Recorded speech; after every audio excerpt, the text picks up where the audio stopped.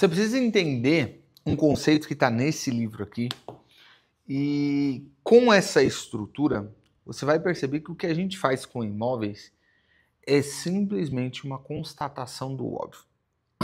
Vamos lá, se você não conhece, esse livro se chama Como Economia Cresce e Por que Ela Quebra, do Peter Schiff. Ele conta a história a partir de uma parábola, vamos dizer assim, que se torna muito fácil de você entender. A lógica é a seguinte, pensa que você está numa ilha isolada, sozinho. Todo dia você acorda e passa a precisar de comida, certo? Você até consegue ali uma área com água, mas você precisa de comida. E aí o que você faz? Você vai pescar. Num primeiro momento, você faz ali alguma coisa como se fosse um arpão, ou até mesmo as mãos. O que acontece é que você passa o dia todo pescando para conseguir um único peixe, para que de noite você possa comer, no dia seguinte, a mesma coisa.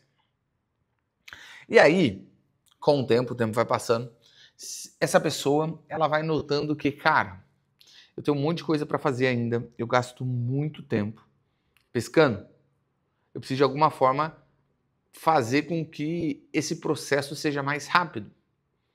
E aí, essa pessoa ela passa agora a pensar em como que ela vai construir uma vara de pescar. Ou uma rede, tanto faz. Vamos pensar numa rede. Só que, lembra que ele precisa comer? E ele passa o dia inteiro pescando. Como é que ele vai fazer para pescar se ele passa o dia inteiro e criar a rede? Ele não consegue fazer de noite, não tem iluminação. Então o que ele faz? Ele decide comer menos. Então ele foi lá, por exemplo, hoje, pescou um peixe. Esse peixe, em vez dele comer no dia todo, um peixe inteiro por dia, né? Ele vai simplesmente comer uma parte, metade desse peixe. A outra metade ele come amanhã. Qual o objetivo? Amanhã ele não vai pescar. Amanhã o que na verdade ele vai fazer é começar a desenvolver aquela rede.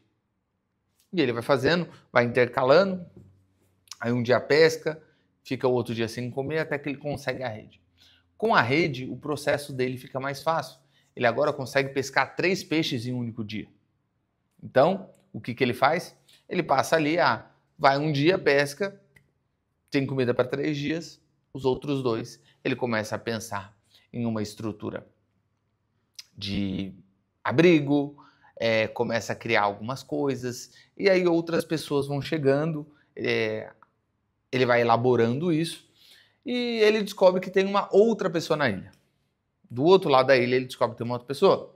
E essa pessoa ainda não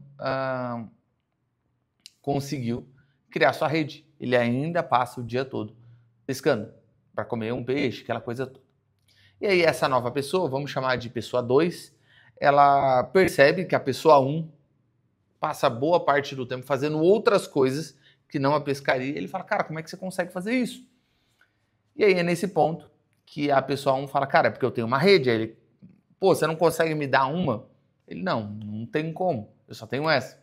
Mas você pode construir uma, é só fazer A, B e C. E a pessoa 2 pega e fala, cara, mas como é que eu vou preparar isso? Eu preciso de peixe para comer. Então, que a pessoa 1 vai e sugere para a pessoa 2. Vamos fazer o seguinte, eu vou te dar um peixe, eu te empresto esse um peixe, e aí depois você vai ter que me dar, para cada 3 pescas que você, para cada 3 peixes que você pescar, você vai ter que me dar um peixe. Como se fosse uma cobrança de juros. No primeiro momento a pessoa aceita, começa a fazer, faz a rede, e aí outra pessoa, enfim. Acho que você já entendeu o conceito. De forma geral, esse é o início de toda a economia. A gente precisa, é um tanto óbvio, mas quando a gente pega na economia mais atual, na economia contemporânea, é difícil a gente conseguir entender como é que funciona. Mas a lógica é bem simples. Você precisa trabalhar para comer. Só que, à medida que o tempo vai passando, você percebe que não é suficiente apenas comer. Você precisa criar outras estruturas. Para isso, você precisa poupar. Muitas das vezes, a sua própria poupança vai levar muito tempo para ela acontecer. E até aí, tudo bem. Mas, e se outra pessoa já fez esse processo por você? E ela poupa, ela já tem um estoque, ela pode te emprestar, ela empresta a poupança dela. Obviamente que se ela está te emprestando, isso tem um risco, ela precisa ter algum rendimento por isso, isso seria os juros. E aí surge a figura do banco, com o crédito. E aí com o crédito você usou a produção de outra pessoa para construir um bem para você hoje. Você vai ter que pagar aquela pessoa. E aí a estrutura vai se desenrolando assim. Por que é muito importante você entender o funcionamento da economia? Porque assim você consegue entender claramente aquela ideia do que o pai rico, o pai pobre fala que você precisa de dívida para você enriquecer. Aí você começa a entender o porquê que aquelas pessoas ricas, elas constantemente falam sobre você necessariamente precisa pegar dinheiro emprestado, você precisa de crédito. E aí é por isso que você entende, quando você vai pegar a lista das maiores empresas de qualquer país, você vai perceber que todas elas, sem a menor exceção, possuem dívidas. Porque você acelera o processo de construção de riqueza. Obviamente que baseado se você faz uma compra de um bem, ou melhor, você constrói riqueza com aquele dinheiro, né? Você não vai gastar com bala Juquinha. Mas entendendo essa lógica, comprar imóveis se torna algo muito natural. E até usando bastante da parábola, a segunda parte, a segunda coisa em que essa pessoa vai fazer, logo após resolver o problema da comida, é o abrigo. E aí a gente usa dois conceitos aqui. O primeiro conceito seria o conceito mais racional, o conceito de que você precisa usar crédito. E no Brasil, um dos setores em que mais fornece crédito, basicamente para qualquer pessoa, é o setor imobiliário. Isso você pode perceber de forma muito fácil. Não é todo mundo que consegue um empréstimo pessoal muito alto, com juros bons, que vale a pena. Não é qualquer um que consegue um consignado. É muito restritivo, seja por ter um juros elevado, seja por ter uma parcela cara, seja porque não consegue, não tem bancos que emprestam isso. Porém, para imóvel, basicamente, qualquer banco empresta para praticamente qualquer pessoa. Por um motivo simples. É um ativo altamente consolidado. Já está aqui nessa estrutura há centenas de anos. Mas os imóveis já existem há milhões de anos. Milhares de anos, né, por assim dizer. Além disso, tem o segundo argumento, que é o argumento mais sobrevivencialista. Todo mundo precisa morar em algum lugar.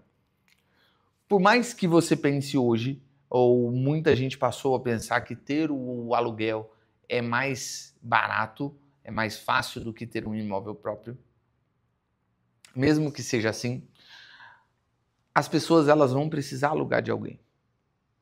E os imóveis, eles têm uma característica muito forte relacionada a isso, porque basicamente sempre vão existir proprietários de imóveis.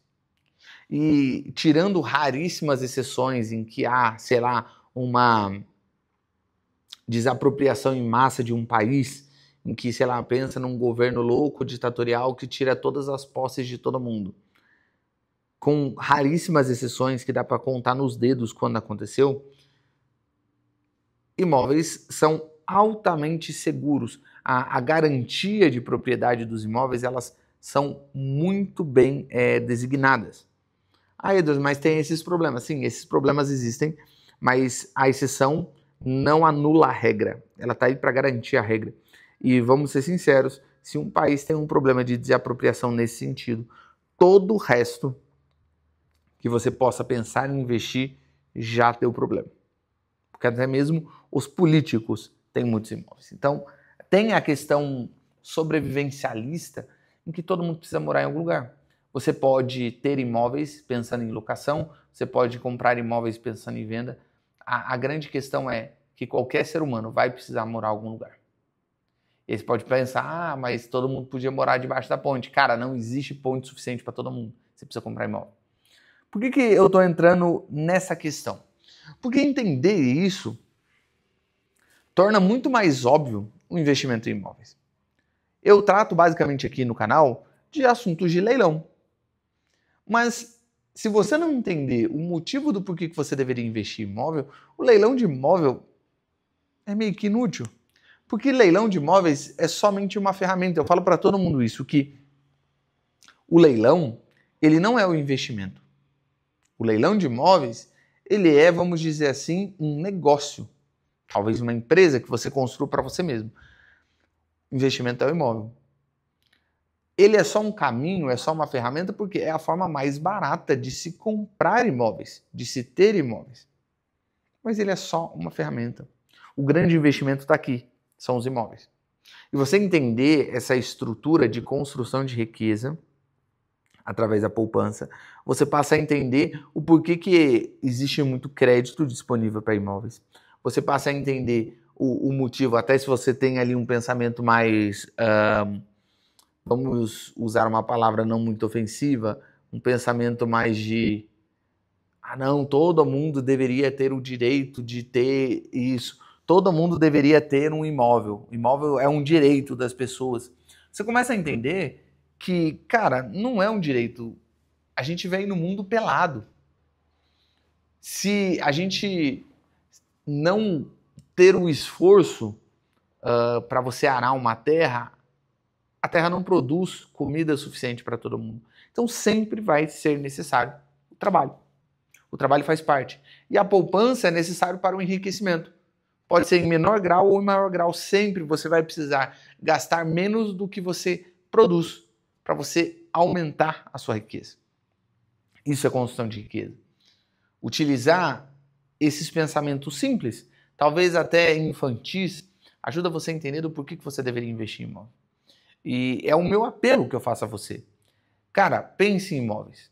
Talvez você seja que nem eu no passado, de querer investir em diversas outras coisas disruptivas. Tá, tudo bem.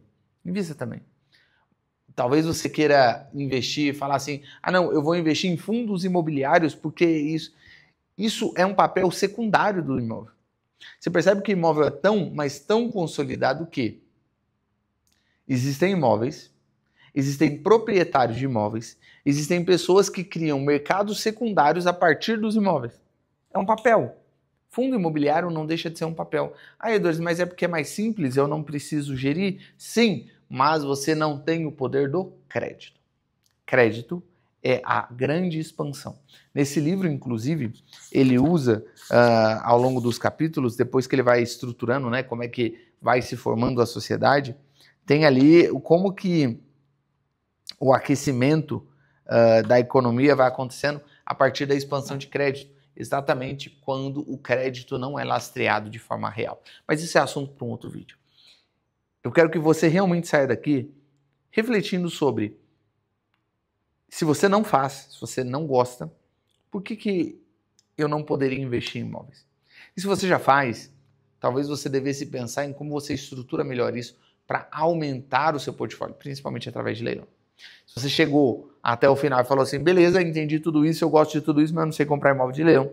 Aqui na descrição tem um link que é da Jornada do Arrematante. Eu ensino você a comprar um imóvel de leilão em menos de 3 horas.